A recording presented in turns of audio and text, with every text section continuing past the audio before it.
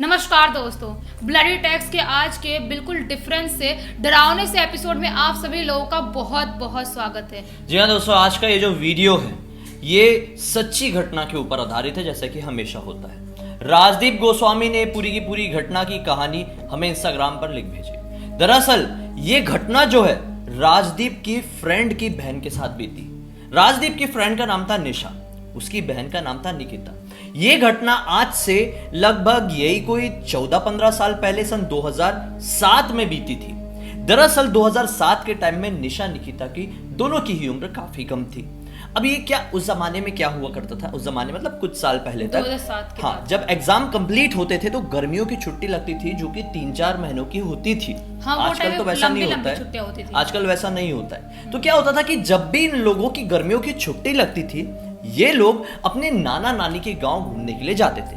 रहने वाले उड़ीसा के एक शहर के थे और नाना नानी का गांव एक दूसरी डिस्ट्रिक्ट में एक छोटे से गांव में था, मतलब उन लोगों का घर। तो क्या होता है कि इस बार जो 2007 का टाइम आया, निशा निकिता थोड़ी सी बड़ी हो चुकी थी। ये पहली बार अपने गांव जाने के लिए बहुत ज्यादा एक्साइटेड हो रही थी, क्योंकि अब इनकी उम्र बढ़ चुकी थी और ये बचपन से ही भूत प्रेत की कहानियों में काफी ज्यादा इंटरेस्ट लेती थी। निशा और निकिता की नानी जब भी ये दोनों गांव जाती थी, उनको अच्छी अच्छी भूत प्रेतों की कहानियां सुनाती थी, उन लोगों का मनोरंजन करती थी। उन लोगों को काफी ज्यादा एक्साइटमेंट हो रही थी उस गांव में जाने की, क्योंकि उस गांव में एक नई नई घटना शुरू हुई थी। वो घटना कुछ ऐसी थी कि उस गांव में आए दिन लगातार छोटे बच्चे हो, मीडियम उम्र के लड़के हो या फिर कोई वृद्ध इंसान हो, खासकर मर्द गायब हो रहे थे। मर्द ही गायब हो रहे थे। औरतें गायब नहीं हो रही थी, बच्चे गायब नहीं हो रही थी।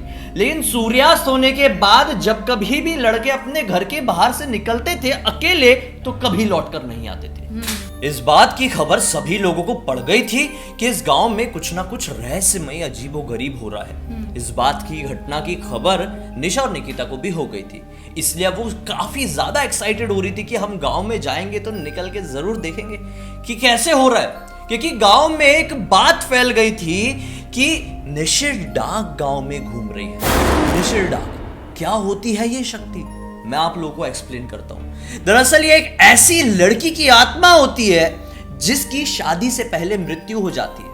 वो लड़की अगर किसी से प्यार करती हो और अपने प्रेमी से ना मिल पाए अपने वास्तविक जीवन में और उसकी मृत्यु हो जाए, तो वो तड़पते हुए भटकते हुए निशिर डाक का रूप ले लेती है मरने के बाद। और फिर वो जितने भी जवान मर्द या फिर वृद्ध मर्द या फिर बच्चे या फिर लड़के होते हैं, उनको अपने हुस्न के जाल में फंसाती है और फिर उसके बाद उनके खून से अपनी प्यास बुझाती है।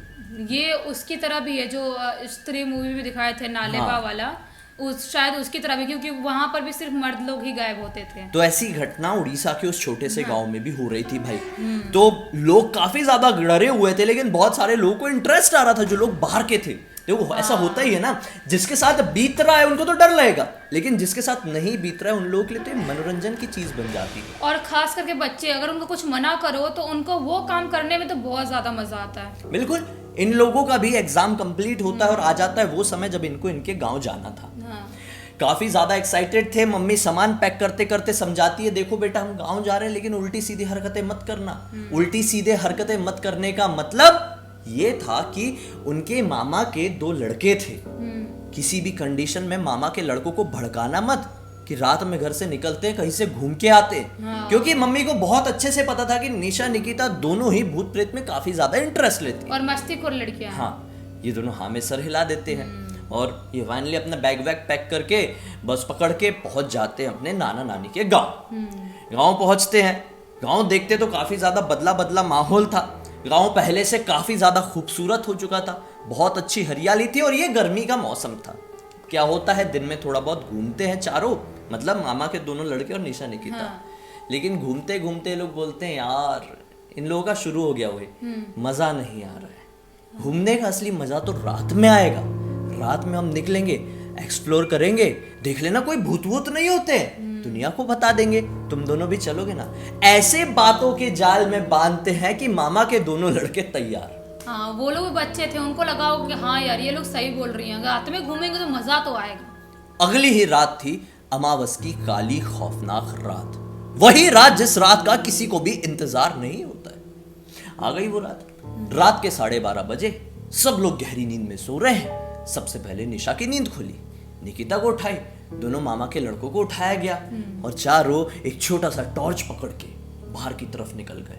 2007 के टाइम में इतने मोबाइल एडवांस तो नहीं होते थे, तो टॉर्च होता था, अभी भी होता है लोगों में, गांव में, तो वो वाला टॉर्च उठाते और निकल जाते हैं। रात के 12:30 के आसपास घर से 400 मीटर की दूरी पर ये लोग पहुंचते। तब तक तो सब कुछ अच्छा था, लेकिन अचानक से एक पर्टिकुलर खेत क्रॉस करने के बाद हवाएं चलने लगती है।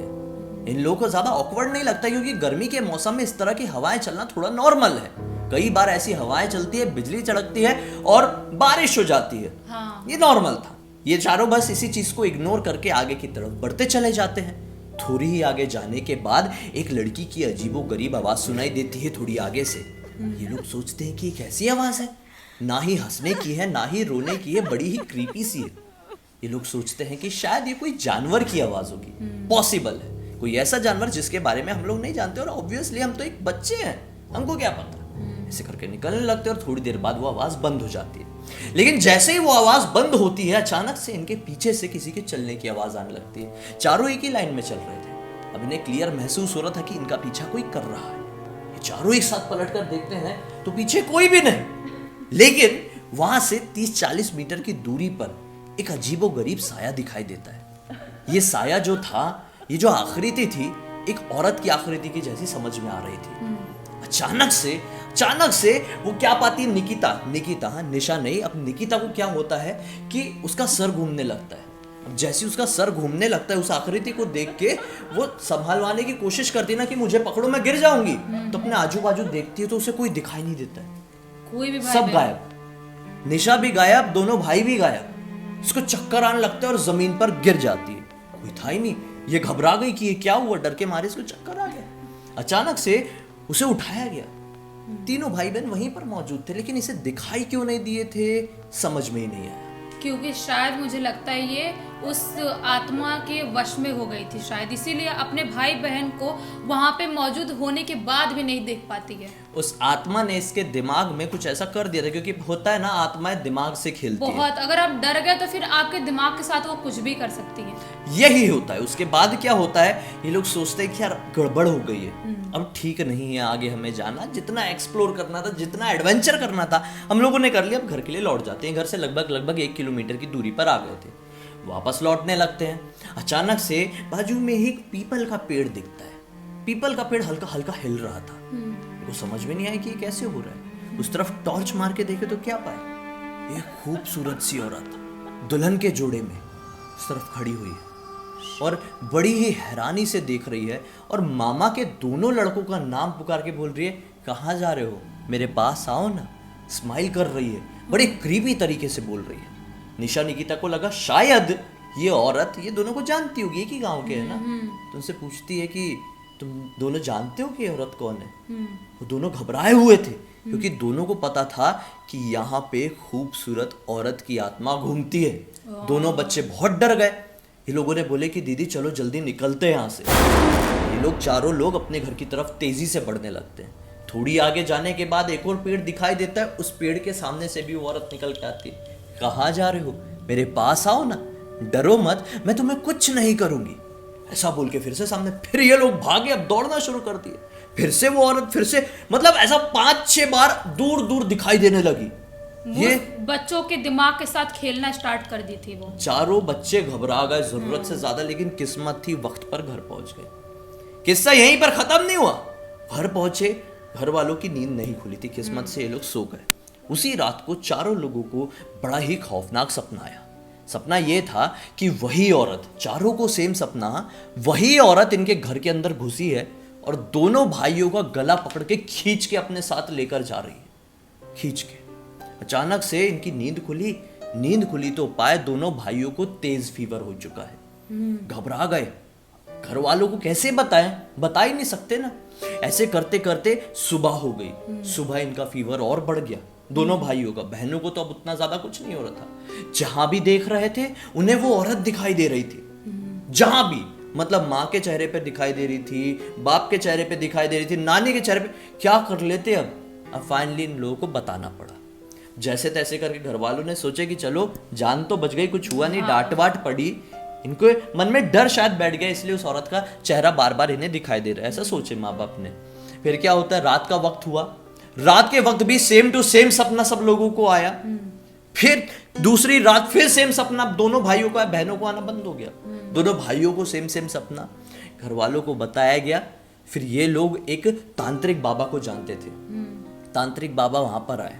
तांत्रिक बाबा ने बोले देखो ये निशिर डाक है, निशिर डाक के बारे में एक्सप्लेन किए। बोले अगर निशिर डाक से बचना है, निशिर डाक की नजर पड़ गई है दोनों बच्चों के ऊपर, कुछ दिनों तक आप लोगों को घर से बाहर नहीं निकलना है, उसके बाद रोज नीम का जो पानी होता है उससे नहाना है, ताकि आपके शरीर में कुछ लगा हो तो उसकी शुद्धि हो जाए। फिर भगवान शिव जी का इनको कुछ मंत्र का जाप करने के लिए दिया गया। ये लोगों ने जाप करना शुरू किए और ठीक 21वें दिन में इन लोगों को बोला गया कि आपको एक शिव मंदिर में जाना है, शिव मंदिर में जाके रुद्राभिषेक करवाना है। ये लोग शिव मंदिर गए, रुद्राभिषेक कराए और फिर इनकी परेशानी फाइनली खत्म हुई।